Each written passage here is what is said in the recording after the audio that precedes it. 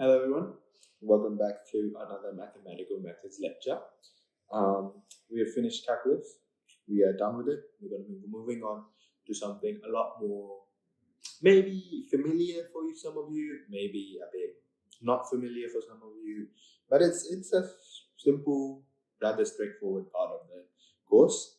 It is called statistics.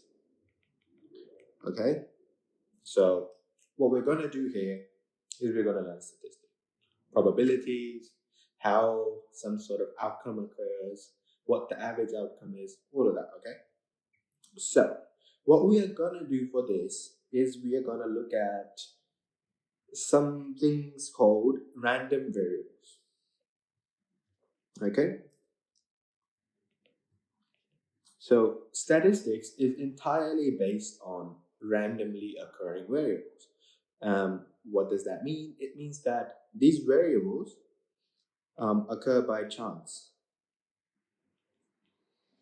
or randomly, okay?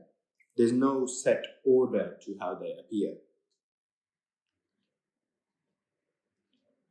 All right? So they appear randomly, okay?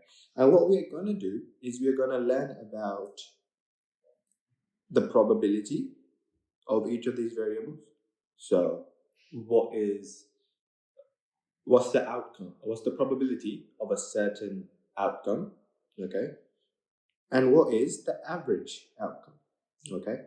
So we're going to look at stuff like that, etc. We're going to look at stuff like that mainly, okay?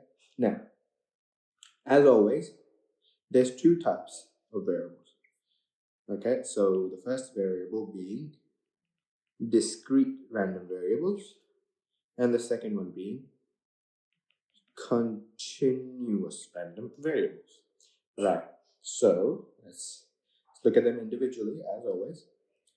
Discrete random variables are, as the name suggests, discrete, okay? So there's like a finite number of possible values, finite number of outcomes, let's say. Okay, what that means is basically, for example, okay, if you roll a dice, okay, what are the possible outcomes? 1, 2, 3, 4, 5, and 6. Okay, that's all the possible outcomes. It's a finite number. So a roll of a dice is a discrete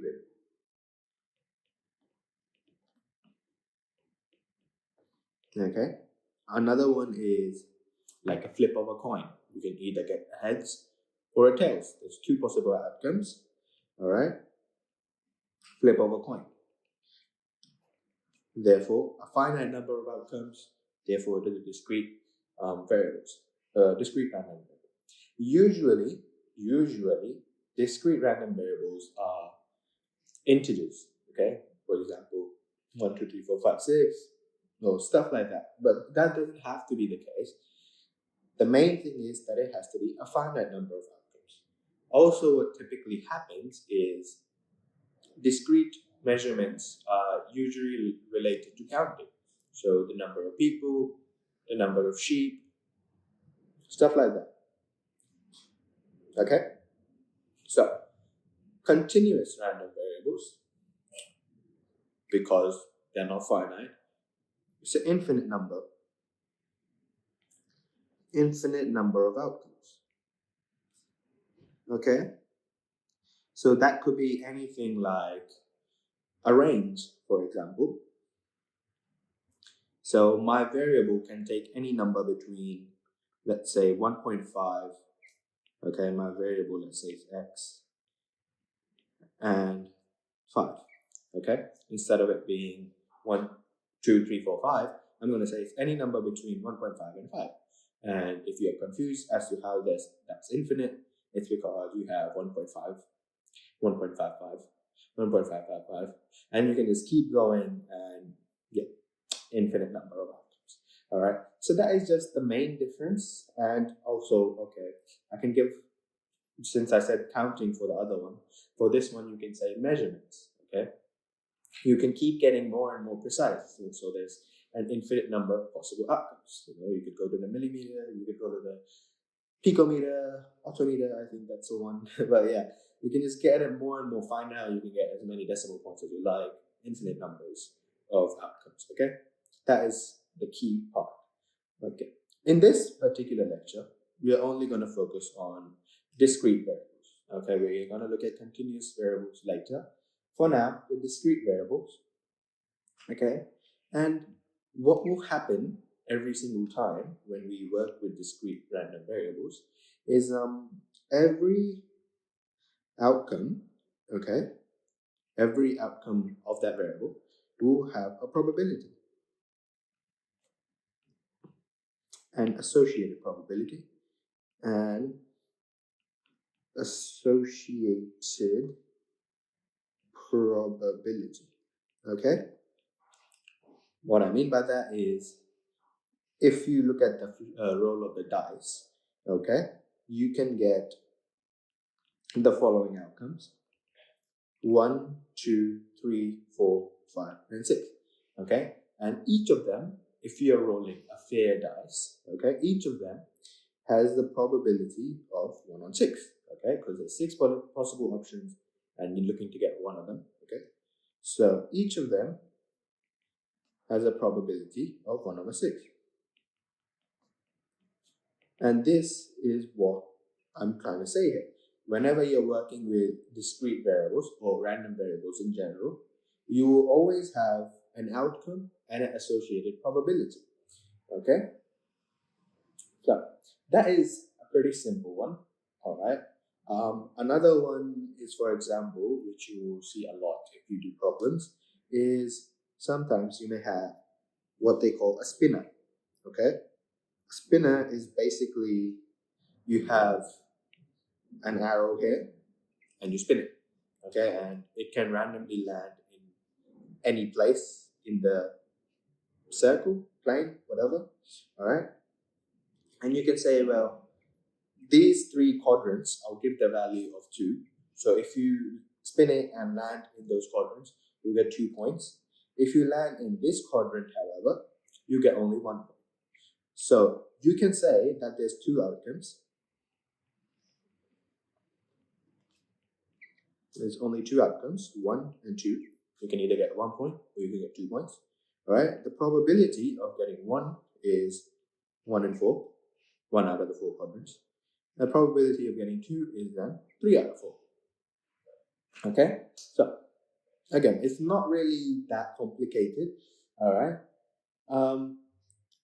What another thing is, well, a lot of things kind of stem from this, and we'll look at them one by one. First of all, if you have all outcomes, okay, so each outcome will have their associated probability, but if you find all of them, let me just add find all outcomes and probabilities, you have what's called a probability distribution. Okay, so in essence, a probability distribution is just some way of showing the probability for every possible outcome. Okay, it may be the same, maybe different. That's not our point. The point is that you have every outcome and you know its probability, and you're showing it. Okay. Yeah. So often they are they are shown as a table. So let's just do a quick example with our roll of a dice. Okay. So we're going to say that we have the following outcomes as small x, okay, 1, 2, 3, 4, 5, 6. Okay, that's the possible outcomes. And we have the probability that our outcome is equal to x, okay? So x here, all possible outcomes, okay?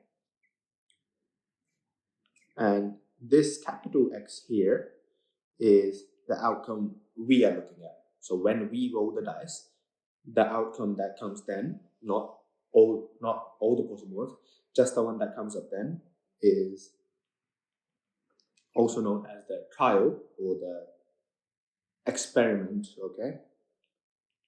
Trial outcome, so the one we look at. So the probability that the one number we look at is 1 on 6, okay? 1 on 6, 1 on 6, 1 on 6, and 1 on 6, and 1 on 6, okay? It's really that forward to make a table. You just know their values, you substitute it in, okay? What is important to note, however, is that in the probability distribution, okay, the sum of the probabilities always equals to 1, okay? That is a rule because, I mean, it kind of makes sense as well, that all the possible outcomes, like together, you're saying that basically either you get 1 or 2 or 3 or 4 or 5 or 6, you get one of the possible outcomes. What's the probability of that? Well, it's guaranteed to get one of the possible outcomes. All right. There, the probability distribution equals to 1. All right. The sum of all the probabilities equal to 1. All right. The next thing we want to get to is this part here. So if you notice here, all of these are 1 on 6. All right. And all of these are not, well, same. Okay. The terminology we use for saying this is a uniformly distributed variable.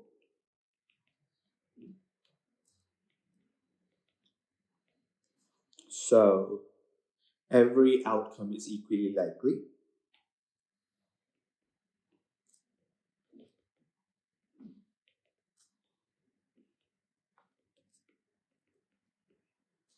And then you have your non-uniformly, okay? Non-uniformly distributed variable, where every outcome is not equally likely. And that is, I believe, mainly it for this lecture.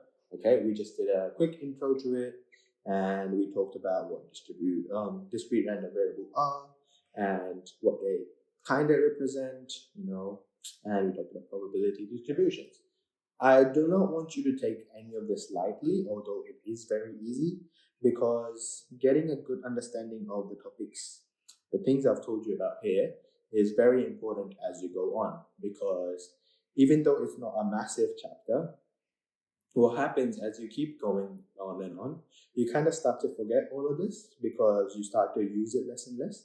So unlike calculus, where you keep having to use the chain rule from the start, or you keep having to use a polynomial differentiation from the start, this is not going to be happening. You kind of end up forgetting this.